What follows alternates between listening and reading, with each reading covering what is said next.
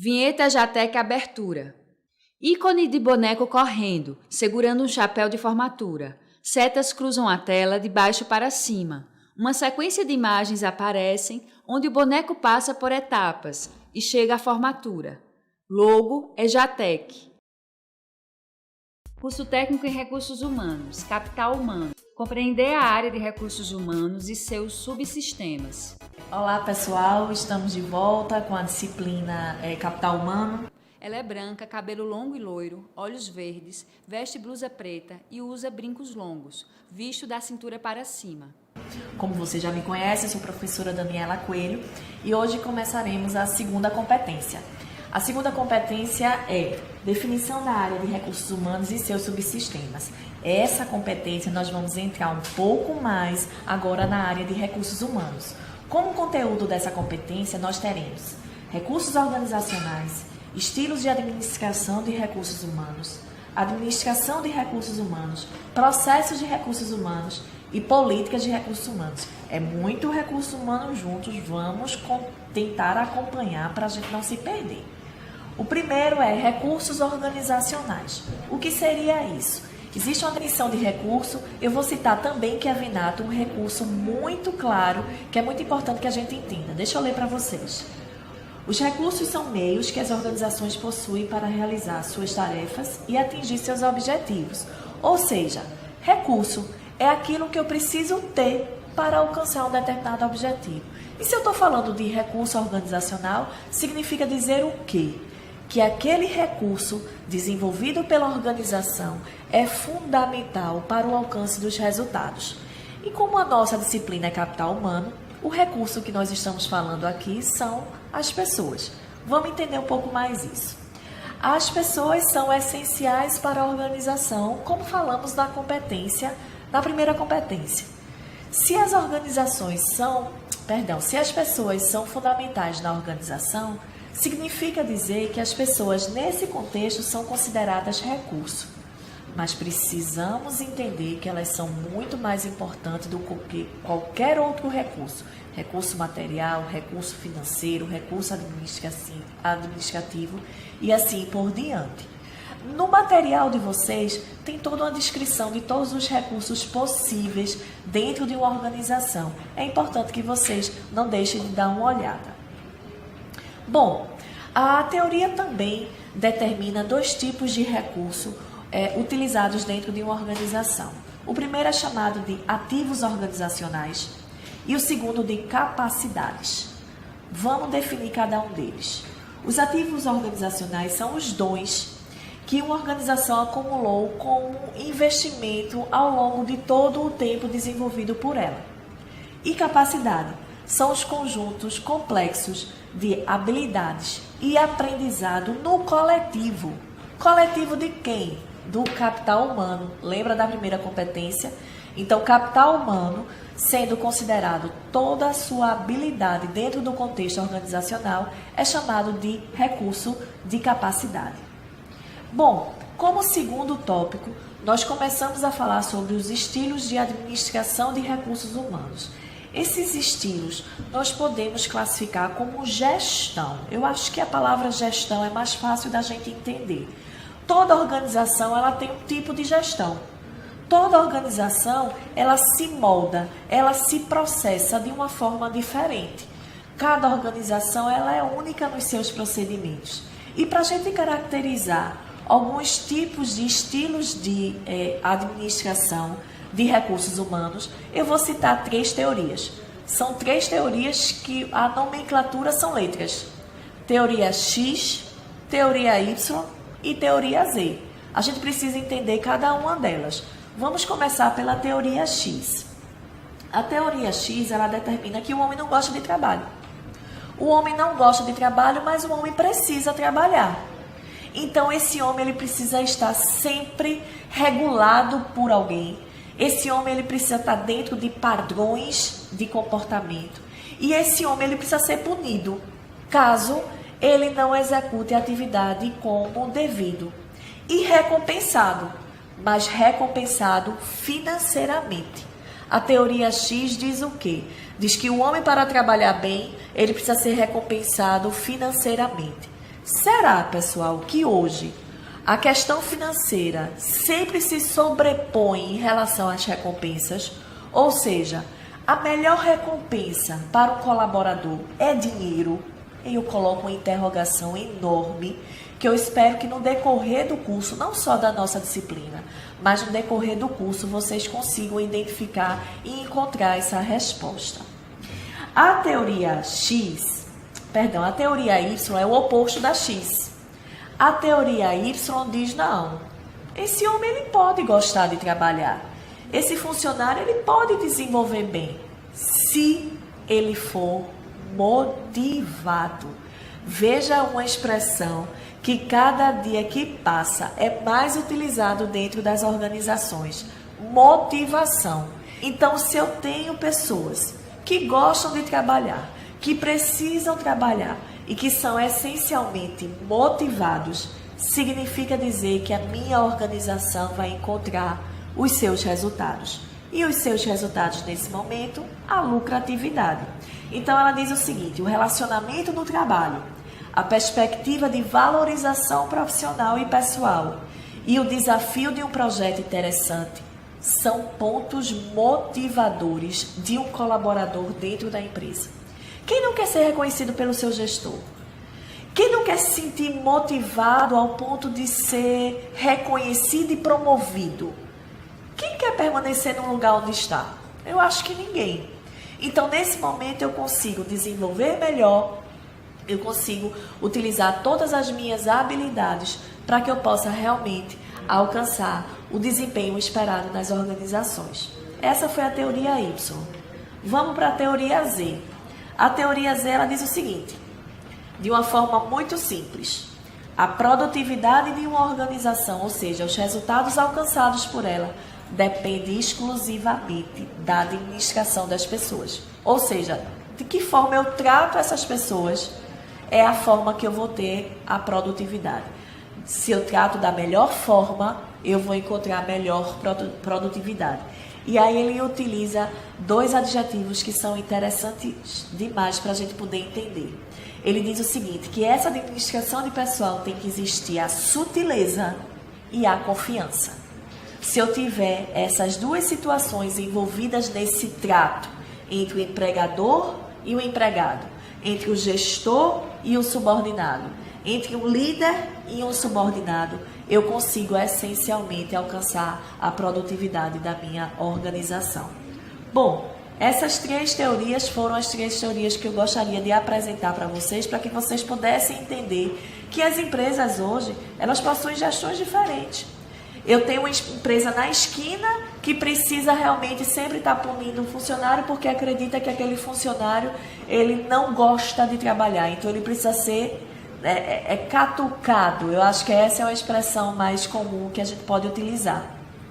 Enquanto eu tenho uma outra organização que pode estar na frente dessa primeira, que diz não, o meu pessoal, os meus funcionários, eles precisam apenas ser motivados. Então, veja como pode diferenciar uma empresa da outra numa mesma região, numa mesma localidade e numa mesma situação de vida, que é hoje o momento onde estamos, era da informação. Lembra da primeira competência que nós estudamos isso. Bom, o ponto muito importante nessa competência é o que a gente chama de administração de recursos humanos, aonde as empresas elas conseguem entender que existem duas técnicas possíveis para administrar esses recursos humanos dentro das organizações. Ou seja, eu tenho as técnicas internas e as técnicas externas. O que seria isso?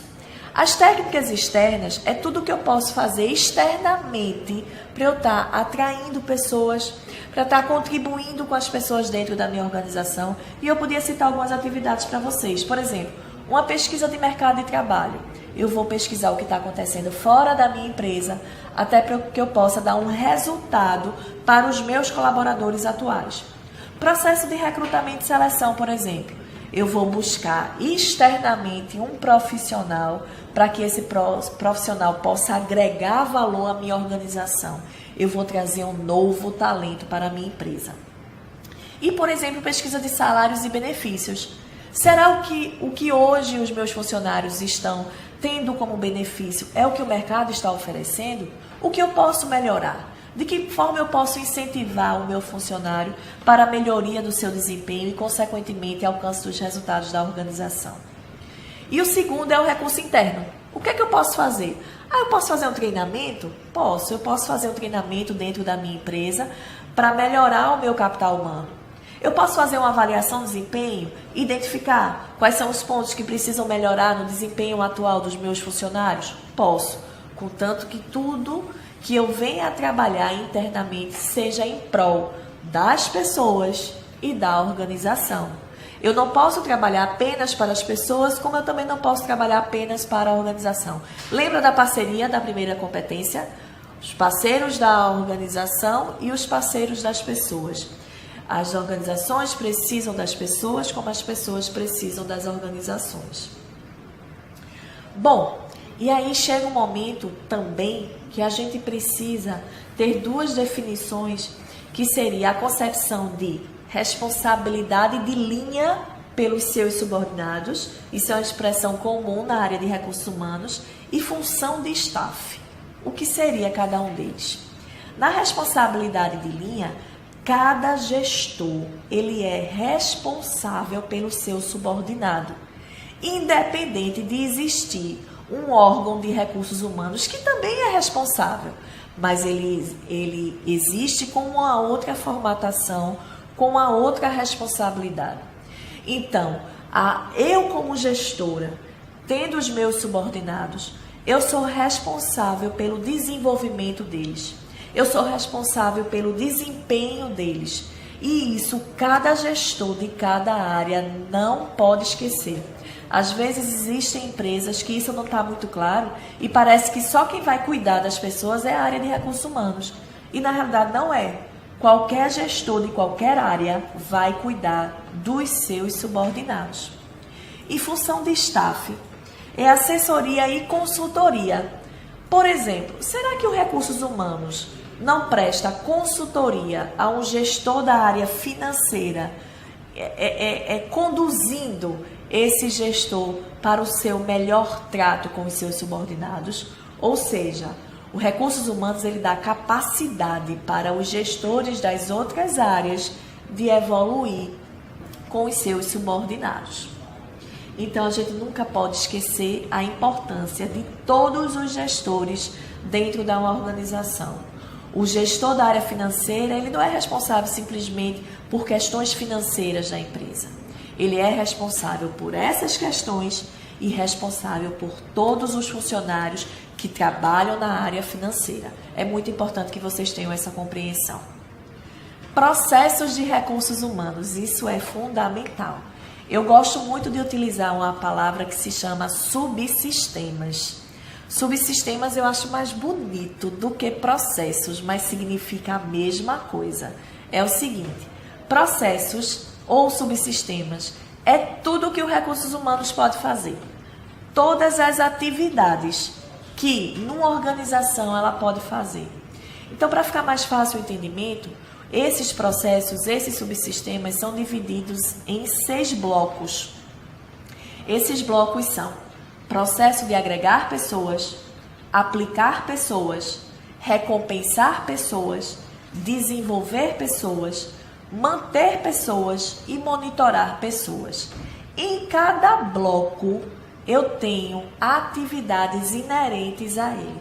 Eu não vou falar de todos os blocos porque no material de vocês tem isso tudo muito bem explicado e seria desnecessário eu estar repetindo. Mas eu gostaria de falar alguns e dar alguns exemplos. Por exemplo, o primeiro processo é o processo de agregar pessoas. O que significa isso? Eu acho que o nome já diz tudo.